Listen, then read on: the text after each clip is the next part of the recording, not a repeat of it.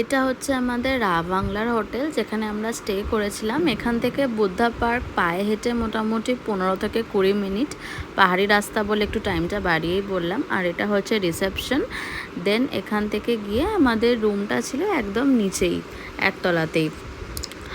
আর first ফ্লোরেই আমরা নিয়েছিলাম। ভিউটাও খুব সুন্দর ছিল, যদিও আমরা যখন নিয়েছিলাম বুঝতে পারিনি, বাট সকাল হতেই বুঝলাম যে ভিউটা সত্যিই খুব সুন্দর। এই হচ্ছে আমাদের রুম, যেটাতে আমরা ছিলাম একটা রাতের জন্য। এই হচ্ছে এখানকার টয়লেট, আর পরিষ্কার পরিচ্ছন্নই ছিল। দেন এটা হচ্ছে সামনে উইন্ডো, এখান থেকেও ভিউ পাবে। দেন সামনে রয়েছে ব্যালকনি, এখান থেকে ডিরেক্টলি কাঞ্চনজঙ্ঘা দেখতে পাওয়া যাবে। কিন্তু এখন যখন আমি ভিডিওটা করেছি মেঘে ঢেকে গেছিলো বলে পুরোটা দেখা যাচ্ছিল না। একটু আগেই আমি পুরো ভিডিওটা তুলেছি এখান থেকে।